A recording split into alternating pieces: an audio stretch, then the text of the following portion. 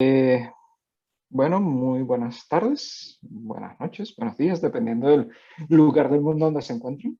Buenas madrugadas. Eh, Voy a hablar un poquito sobre el capítulo 12 de tecnología financiera. De hecho, había leído el capítulo 13 que expuso Nacho y vi que había muchas cosas, de hecho, hacían referencias cruzadas. Este, Así que vamos a ver muchos tópicos que se parecen mucho, porque si lo vamos a ver desde cierto punto de vista, la tecnología financiera y en el uso de blockchains es como base para muchas otras cosas, como por ejemplo real estate, gobierno, impuestos, porque al final mucho ¿cómo decirlo?, del balance de poder del mundo tiene que ver con el balance financiero. ¿Ok? Y si algo creo personalmente, por qué cosas como blockchains no se han masificado aún más, es porque hay muchos que dicen, ya va, antes de meterme en esto, quiero ver cómo funciona, no vaya a ser que le abra las puertas a alguien que me vaya a sacar del juego, porque estoy seguro que hay mucho de eso. O sea, cuando hablamos pues por ejemplo, tienes Nasdaq, tienes New York Stock Exchange, tienes todas estas cosas que mueven dinero, tienen un juego, tienen un posicionamiento de años, tienen una posición privilegiada. Bueno, cosas como blockchain los pueden sacar del juego, sí, definitivamente. Entonces, muchos de ellos se van a estar cuidando. Déjame tener cuidado de promoverlo mucho porque quieren evitar el efecto Kodak. No sé si saben el efecto Kodak, ¿no? Que Kodak era el gran vendedor o sea, la vaca de Kodak era vender el, ah, el rollo de película para fotos. Y Kodak fue quien inventó la fotografía digital. Pero ellos no quisieron promoverlo tanto. O sea, Kodak no se metió tanto en el producto de la fotografía digital porque dice, ya va, esto va a matar mi negocio, que mi negocio es vender rollos de fotografía. Pero lo que pasó es que, bueno, la tecnología estaba ahí, se utilizó, no la utilizó Kodak, la utilizaron otros y Kodak desapareció, básicamente. Que era el gran monstruo de la fotografía en los años 80, en los años 90, inclusive antes. Bueno, hablando un poco de tecnologías financieras y blockchains, ¿quiénes son los grandes participantes de todo este mundo? Bueno, los bancos, las fintechs, no sé si han escuchado el tema de fintechs.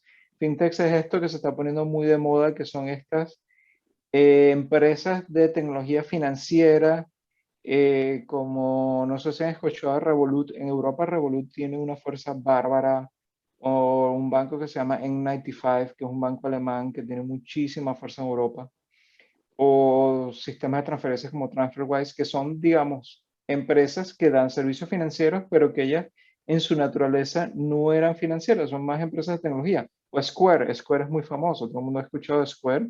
Square le está, como le dicen, batiendo la mata a todas estas viejas empresas de manejo de crédito, de manejo de puntos de venta, ¿no?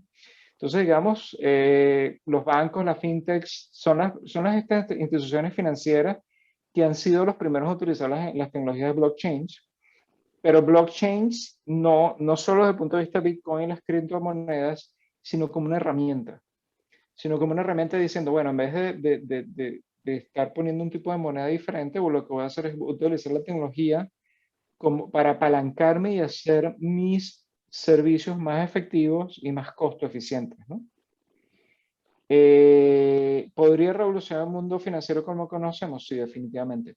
No sé si ustedes saben lo que pasó, por ejemplo, hace un par de meses con GameStop, que fue un escándalo, que la acción pasó de, no sé, como $20, llegó a $300, y era porque le hicieron lo que se llama un short squeeze, que es que habían estos hedge funds que resulta que estaban vendiendo más de lo que tenían en corto de GameStop.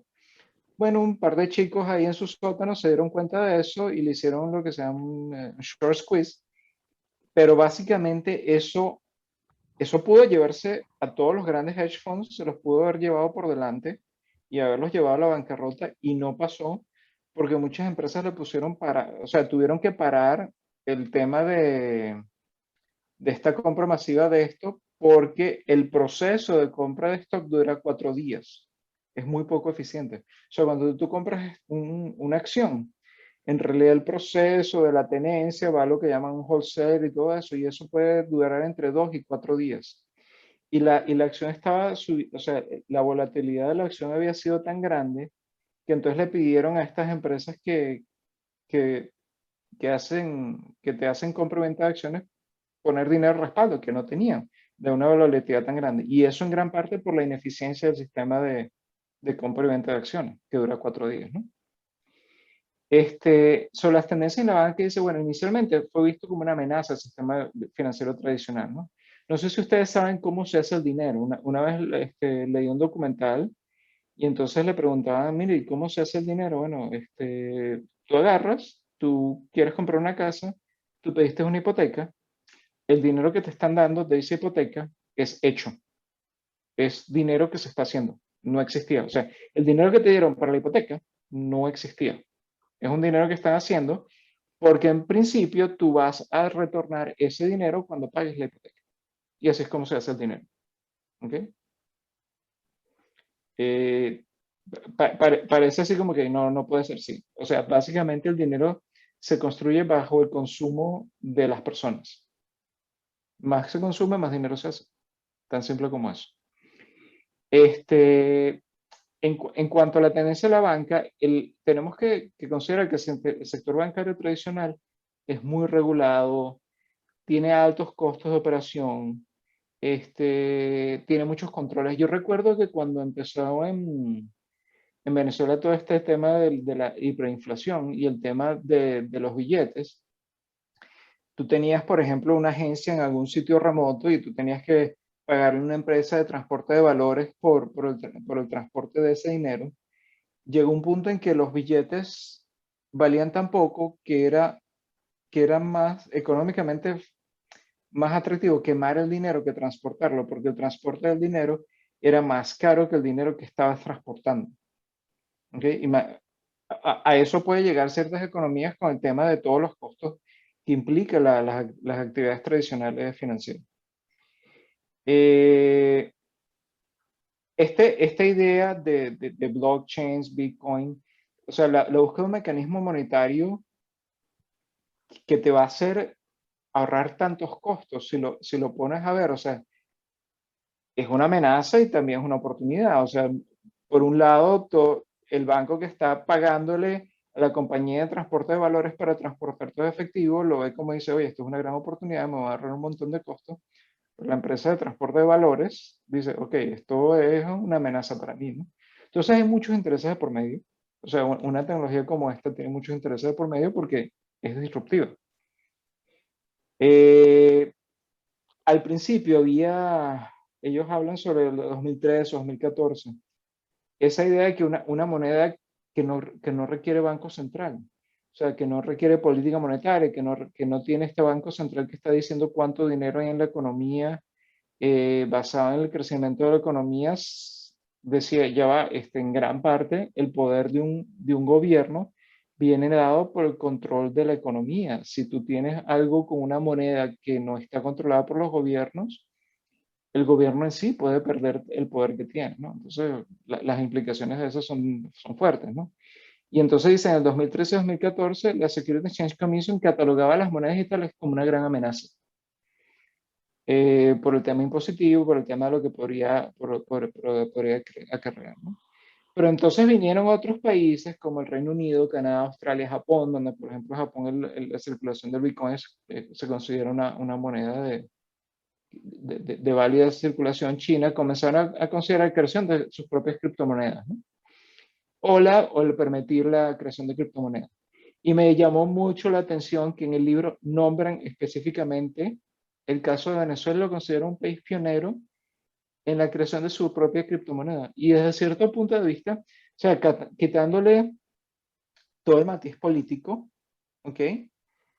Es bastante revolucionario que digamos un país diga, ¿sabes qué? Voy a sacar mi propia criptomoneda porque de hecho el costo de la impresión, o sea, en un sistema tan inflacionario, el costo nada más de la impresión del papel es más grande que el precio, que el valor de la moneda en sí. Entonces, digamos, si puedo buscar una manera de eliminarme todos esos costos, es una ventaja. Entonces me llamó mucho la atención que el libro nombra específicamente el caso de Venezuela como, como un caso así de pionero en la creación de una criptomoneda. Eh, Luego blockchains, que el comentario que hacía sobre este premio Nobel, que hablaba del uso de energía, etcétera, etcétera, sí, eso es cierto, pero algo que creo que hemos aprendido con la lectura de este libro es que una cosa es blockchain, otra cosa es Bitcoin, Ethereum, etcétera, etcétera. Blockchain es mucho más que Bitcoin. Blockchain es mucho más que Bitcoin cueste $50,000 por Bitcoin. Es mucho más que eso. O sea, los casos de uso y la potencialidad es mucho más que solo Bitcoin. Entonces, por ejemplo, ese comentario del premio Nobel dice, mira, eso se puede aplicar a Bitcoin. Pero cuando es el ecosistema de blockchain es mucho, mucho más amplio.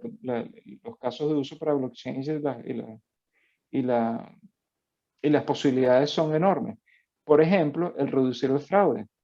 ¿Cuánto dinero no se evade por impuestos? La cantidad de evasión de impuestos a nivel mundial, inclusive en las economías que se consideran muy sanas y muy correctas, como Suiza y cosas de esas, la evasión de impuestos es importante. Una tecnología como blockchain podría acabar con la evasión de impuestos porque toda transacción vendría registrada. Entonces tú puedes saber exactamente por dónde ha pasado todo el dinero. No importa lo que la persona declare o no. Si yo tengo esa base de datos distribuida y universal, yo simplemente veo por dónde ha pasado y puedo saber exactamente, ok, cuánto esta compañía terminó, o sea, con cuánto dinero esta compañía terminó. Y digamos, el fraude y la evasión de impuestos sería extremadamente difícil de lograr con una tecnología como blockchain. Es el tema del control monetario, el tema del lavado de dinero, el control el tema de financiación del terrorismo. Este, y estábamos, y aquí también se habla de este caso de Kenia con BitPesa. Yo recuerdo que cuando estaba en Telefónica se hablaba mucho del caso anterior de este pago que era M-Pesa, se llamaba, que era el pago que en Kenia se utilizaba a través de mensajes de SMS, que estaba altamente difundido y era altamente revolucionario. Bueno, ellos fueron más allá y dice, bueno, ahora tenemos blockchain que nos permite ir no solo a mensajes de texto y se está volviendo en un mecanismo de uso común para el ciudadano común para hacer transacciones, para su día a día, para comprar la leche, el pan, los huevos, etcétera, etcétera. Aquí hay, Comentario, ajá, comentario tonto. Una de las cosas que había el premio Nobel, o lo que estaban hablando, era que en Colombia, creo que era, habían alcaldías que estaban creando su propia moneda. No, perdón, no fue en Colombia, creo que fue en Portugal. Este, había una ciudad que estaba teniendo muchos problemas económicos y la alcaldía creó su propia criptomoneda. Y entonces ellos le daban bonos a la gente que vivía en el lugar. Y le decía, si tú gastas 1.000, de esos 1.000, 500 los pongo yo. Y 500 son tuyos. Y con eso potenciaron la economía del lugar, porque lo primero que hicieron fue que a los miembros de la comunidad le dieron un apoyo de dinero. Pero lo otro no es que, no es que dirigieron, no es que ellos se dieron a comprar cosas falsas, sino que le dieron el dinero para que la gente hiciese las compras que consideraban que eran importantes y eso fomentaba la economía. Y cuando yo vi eso, lo primero que yo dije es que todo esto se está transformando en trueque. pero es que a la hora de la verdad, el, el dinero es un mecanismo de trueque con un intermediario que es el dinero. Al final es trueque. Al final todo es trueque. Sí, Es un trueque suspendido. O sea, tú trabajas, tú recibes un salario, tú estás haciendo trueque por tu tiempo, por un dinero, y luego agarras ese denominador común que es el dinero y vas al supermercado y compras bienes. Pero al final todo, o sea, al final es trueque. Yo doy algo a la economía, recibo algo a cambio y por eso que recibo algo a cambio yo quiero obtener cosas. O sea, nadie, sí, todos, uno dice, uno trabaja por dinero, uno trabaja por dinero, pero al final uno trabaja por lo que el dinero te da, no por el dinero, sino por lo que el dinero da. Porque con el dinero puedes comprar la casa, con el dinero puedes comprar el carro, con el dinero puedes ir al supermercado. Es por el potencial que da el dinero. Eso que comentas del caso de Portugal, creo que fue en Finlandia y en ciertas áreas del Reino Unido. Antes del tema de la criptomoneda, o sea, hay comunidades que decidieron hacer cosas así, que sacaron sus propias monedas que son válidas dentro de una comunidad. Y lo interesante de eso es que tú estás potenciando la economía en la comunidad. No se va fuera del sistema. Entonces las economías, o sea, y eso ayuda, dicen que ayuda mucho a sitios que tienen cierta, o sea, que pueden estar deprimidos económicamente, porque dices, con esta economía, con esta moneda cerrada, te aseguras que todo queda dentro de la comunidad y la comunidad prospera de su propia actividad. Y no hay un tercero que se aprovecha de, digamos, de ciertas condiciones y saca porque al final es el beneficio de la creación de valor por el uso del esfuerzo del trabajo y lo saca de la comunidad donde ese esfuerzo se generó. Porque al final en muchas de las distorsiones económicas que se dan tienen que ver con eso. Hay gente que se aprovecha de cómo funciona el sistema y agarra y lo saca del sistema. Lo saca del sistema para su propio beneficio, para meterlo en una economía completamente diferente. O sea, seamos honestos, países como Luxemburgo, Suecia, Irlanda, donde yo estaba leyendo sobre los países de mayor crecimiento económico. Y Irlanda creo que era el tercero. Es el GDP per cápita de mayor crecimiento, son los GDP per cápita de mayor crecimiento del mundo.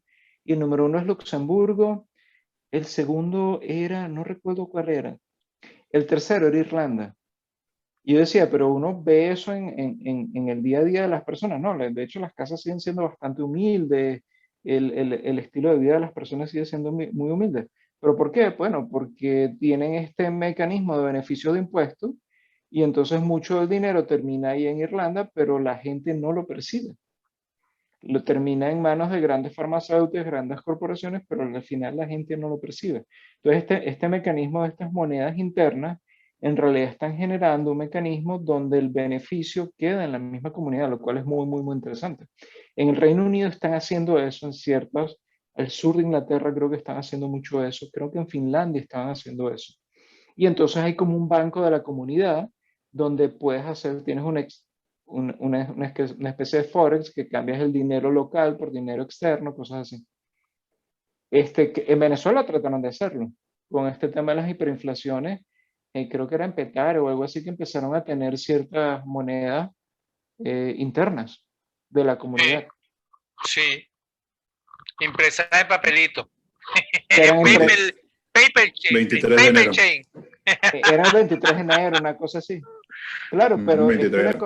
pero al final la economía es así y dentro del 23 de enero funcionaba. Tú ibas al peluquero y tú le pagabas al peluquero el 23 de enero con esa moneda y con esa moneda podías comprar la panadería, etcétera, etcétera. Y en algunos países ha funcionado muy bien. Este, hablando más sobre casos de uso y potenciales ventajas. Eh, está haciendo, el mercado se está dando mucho blockchains como un mecanismo para apalancando el sistema financiero para otras transacciones. Entonces, por ejemplo, Ripple y Arctree se están utilizando mucho para eso. Entonces, es como, no es que estás comercializando una criptomoneda, estás utilizando blockchains como tu plataforma para optimizar muchos de tus negocios, ¿no? Entonces, por ejemplo, esas figuras financieras como cartas de crédito, depósitos, todo eso se puede modelar en blockchain. Por ejemplo, se está utilizando mucho en las cadenas de producción. Cuando tienes, bueno, yo le tengo que, ¿sabes? El distribuidor, el productor, etcétera, etcétera. En vez de irte a un banco y generar cartas de crédito o estas, ¿cómo que se llama esto? Que es como que utilizas mucho en transacciones internacionales, que entonces, bueno, sí, yo tengo una institución, yo voy a una institución y digo, mira, sí, aquí tengo mi dinero y entonces quiero importar este producto que lo producen tal porque lo necesito para producir mi carro o lo que tenga que producir y eso se produce en otro país. Entonces necesitas el intermediario de esta localización, el intermediario del productor del otro. Hay muchos intermediarios y eso genera mucho costo en el medio. Entonces, cosas como Ripple y R3 se están utilizando mucho en las cadenas de producción para eliminar los intermediarios y para utilizarse como mecanismos para poder manejar el flujo y el pago de proveedores dentro de la línea de producción completa, ¿no? Y este tipo de cosas de política de conoce a tu cliente, regulaciones antilavado de dinero, eh, también, o sea, la naturaleza de blockchain te obliga a saber dónde está la proveniencia de los fondos. Entonces, si lo ves desde cierto punto de vista, blockchain para el manejo para combatir el lavado de dinero será una herramienta súper, súper útil. Y no significa que tienes que cambiar de moneda, no significa que tienes que dejar de comercializar euros o tienes que dejar de comercializar dólares o francos suizos, no, no, no, sino que el mecanismo de estar trazando todas las transacciones de esa manera distribuida podría dar un control mucho más riguroso para evitar el lavado de dinero. Y esta es mi percepción personal, esta no es opinión del libro, no es análisis. Yo creo que esto no se está utilizando más porque hay muchos intereses de por medio por ello. O sea, en el medio de muchos intereses de por medio de que los sistemas no se vuelvan más transparentes, porque hay mucha gente con poder que se está beneficiando de ese tipo de operación. En Yo el tema de pienso igual. transferencia, sí, yo creo que una de las razones por las cuales blockchains no se ha difuminado más es porque hay muchos intereses de por medio que no quieren que la economía se haga más transparente, ¿no? Y de hecho el autor nombraba algo que me pareció muy interesante, decía, es tan transparente que digamos la privacidad de dónde se gasta el dinero podría verse comprometida, ¿no? El tema de en qué estás gastando y cómo lo estás gastando y dónde lo estás gastando, ¿no? Sería muy difícil decirle a tu esposa, no, no, no, yo no he estado gastando más dinero en ningún otro sitio. Si tú tienes blockchain, tu esposa dice, no, yo estoy suscrita a la red de blockchain y yo sé exactamente dónde va el dinero. Este, a nivel de transferencias y remesas, eh, yo recuerdo en Venezuela cuando el tema del control cambiario, había mucha gente de otros países, República Dominicana, Colombia, etcétera, etcétera, que se iban a Venezuela y enviaban remesas a sus países, porque claro, el cambio era tan beneficioso que podían enviar muchas remesas, ¿no? Y digamos, y muchas de estas empresas de remesas hicieron mucho dinero porque cobran altas comisiones, pero, y toma días, ¿no? Porque entonces tú mandas el dinero y entonces tienes que esperar probablemente hasta una semana para que el dinero llegue a su destino, ¿no? Pero blockchains podría ser la respuesta para todo este tema de transferencias y remesas y todo eso para abaratar muchísimos costos sin tener que irse a otra moneda. Solo, o sea, es la idea de utilizar la tecnología sin tener que utilizar una criptomoneda. Se podría utilizar para abaratar muchos costos y hacer los procesos muchísimo, muchísimo, muchísimo más eficientes. Y una cosa que decía el autor del libro, lo puse aquí, dice, el mayor beneficio probablemente no será para los usuarios finales, sino para las instituciones y lo que podrían ahorrar en todos los cargos intermediarios. Por ejemplo, cuando este sistema de SWIFT, de Wire Transfer, es costoso. Yo recuerdo que en algún momento, cuando se hacían transferencias, que decían, no, me lo transfieres, no me lo transfieres, tú decías, cónchale, pero entonces tienes que tomar en cuenta el costo de mandar el dinero, el costo de recibirlo, porque estos intermediarios cobran mucho por todo ese tema de transferencias y todo ese tema, y blockchain podría ser, yo creo que, por ejemplo, cosas como Swift, como, digamos, todas estas empresas que manejan mucho, mucho el tema de intermediación de dinero, con el tiempo van a desaparecer porque tecnologías como estas van a ser tan eficientes y van a ser tan, o sea, la ventaja va a ser tan evidente que no van a poder competir con eso. Y uno se pone a ver, estas empresas tienen todos los años del mundo operando un modelo de negocio arcaico, pero que tienen, digamos, pero que tienen como, digamos, a Dios agarrado por la chiva, ¿no? Porque eso es lo que hay. Sí. La otra ventaja, la grande ventaja es la trazabilidad permanente. No hay manera de que no importa cuánto sobornes al funcionario público, nadie va a poder agarrar y meterse en los libros y modificar la transacción, porque la transacción la tiene todo el mundo y si la modifica se va a ver que está modificada. Entonces la prevención de fraude sería mucho más sencilla, porque hay un registro histórico de todas las transacciones. Entonces no importa qué tan poderoso seas ni cuánto puedas sobornar, no vas a poder modificar esas transacciones y entonces va a estar trazable. El problema va a ser mantener la privacidad y el autor nombra este caso que dice, claro, el tema de que esta trazabilidad sea permanente y se pueda ver, la espada de doble filo es que, claro, tú podrías ver en dónde tu competidor está invirtiendo el dinero. Y eso te puede dar una idea muy clara de hacia dónde va tu competidor, ¿no? Viendo dónde está gastando el dinero. Y también tenemos contradicciones como el GDPR. No sé si conocen el GDPR, esta regulación europea que dice que todo ciudadano tiene el derecho a ser olvidado de los sistemas digitales. O sea, por regulación europea, tú te le puedes decir a Google, yo quiero que olvides toda mi historia, todo mi historial de mi búsquedas de toda mi vida. O le Y puedes ya decir no a es Facebook, solo GDPR, hay leyes de protección de datos everywhere ahorita, ¿no? sí, y claro, pero el Esa es la GDPR más real, restrictiva, sí. esa es la más restrictiva y además que es funciona como virus, ¿no? Porque además te obliga que incluso si la empresa no es europea, si algún europeo hizo algún tipo de negocio contigo y entonces esa empresa tiene representación en el país de Europa, tú tienes que olvidar la información. O sea, si la persona lo pide, tú tienes que borrar toda información y todo trazo de información que tú tienes de esa persona. Que Sí, claro, eso es una contradicción directa con la idea de blockchain, donde todo queda inmutable. regi- registrado inmutable para siempre, ¿no? Entonces, claro, De hecho, sí, sí. eso es un detalle importante. ¿Ok? Y el tema de los competidores, que tú podrías ver dónde tu competidor está metiendo el dinero, porque todas las transacciones están públicas, todo el mundo está compartiendo, digamos, imaginemos, por ejemplo, que el comercio internacional, todos los países se ponen de acuerdo y dicen, vamos a hacer un blockchain para comercio internacional y todo se registra ahí.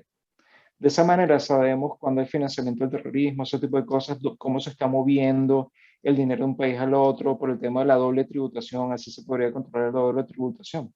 Pero claro, podrías ver, resulta que esta compañía está invirtiendo, está mandando grandes cantidades de dinero a este otro país, a esta otra compañía, y dice, bueno, entonces significa que esta compañía está visionando algo en este sector y los competidores podrían verlo, ¿no? Yo te lo pongo un caso de blockchain que yo no entiendo cómo no lo han implementado. Las vacunas. Por supuesto. El tema, Sí, en el caso de la medicina, pero no lo han implementado. De hecho, tiene su enfoque. Hay un sistema que está implementado, no recuerdo el nombre del hospital en Estados Unidos, que utiliza para justamente impulsar ese rastreo. Claro, es allá, está implementado, pero para el tema de las vacunas a nivel internacional, así como la cadena de comercialización que menciona Manuel, es amplio todavía. Estamos todavía en pañales en esos aspectos. estamos todavía en pañales en estos aspectos y mucho no se hace por un tema de control. O sea, muchos gobiernos, estados, etcétera, no quieren compartir esa información con los demás. No quieren. Porque es una pérdida de poder. La información es poder. Ujú. Otros casos podrían ser los productos financieros globalizados y era lo que Nacho estaba hablando, ¿no? Eh, ya podrías tener, o sea, el tema de tener, por ejemplo, seguros de vida, pólizas, de manera internacional, sin fronteras, podría ser muy factible con temas como el blockchain. Entonces no tienes las restricciones fronterizas o logísticas que te pone un país u otro para poder comercializar en su país. Tú podrías tener productos que son completamente globales, ¿no? en múltiples sectores, en farmacéutica, en seguros, muchos casos. Se podrían evitar muchos fraudes de manera global, evitando la doble venta de bienes, que creo que eso lo estuvimos hablando un poco, ¿no? El blockchain se podría utilizar inclusive como mecanismo para dar la certificación de origen de un producto original. Ah, este es un Louis Vuitton original, sí, entonces no se vende dos veces.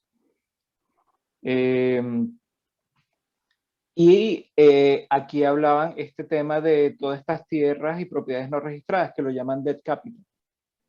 Podía ser un mecanismo de registro de todas estas, que era el caso de Perú, ¿no? De que pasa mucho en países en desarrollo, que hay mucha propiedad que no está registrada.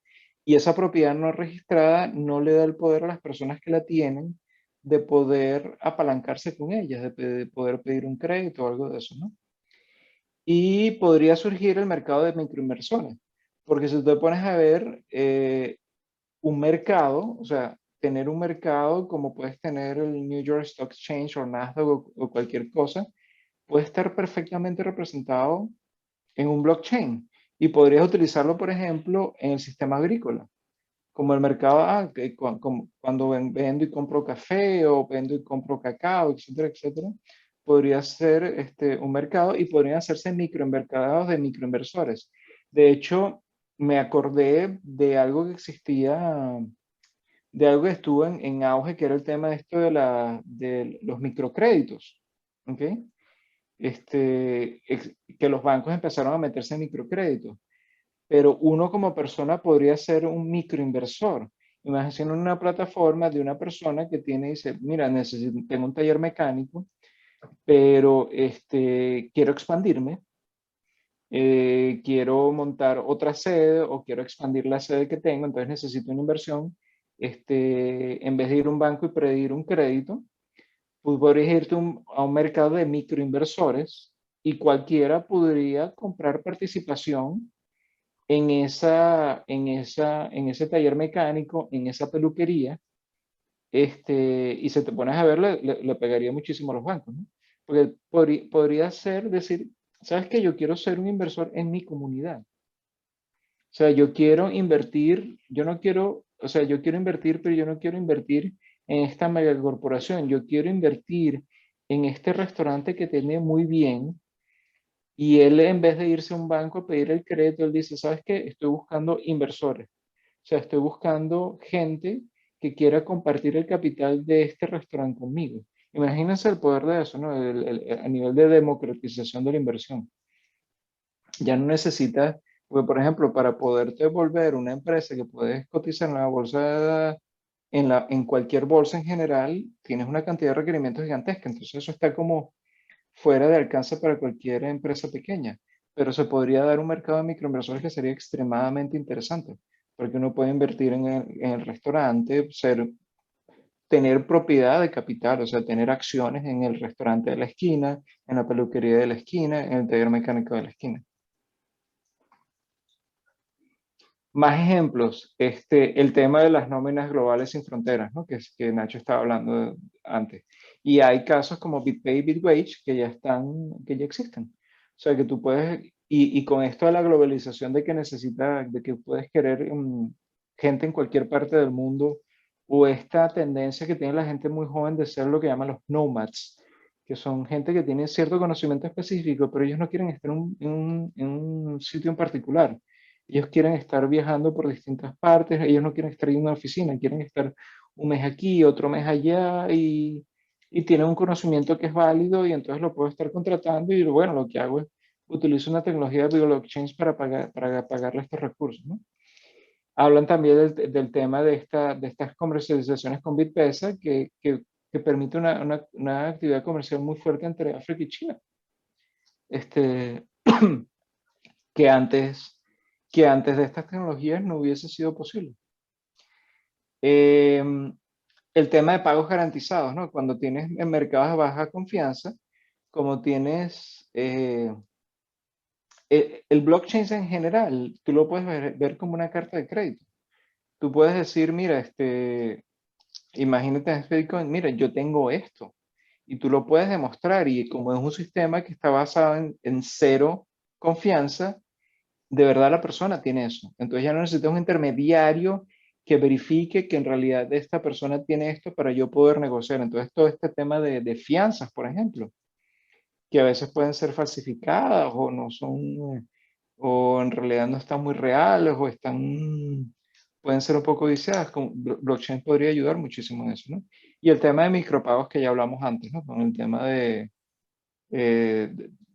básicamente el pagar y comprar, cosas como que normalmente están manejadas con estas grandes corporaciones como Visa y Mastercard, que al final lo que manejan son transacciones y conciliaciones entre grandes entidades financieras. Bueno, con blockchain los micropagos serían muchísimo, muchísimo más sencillos. Y la que considero yo la razón más importante de todas, el acabar con el fraude, ¿no? Y eso nos vuelve a cuál fue el origen de Bitcoin.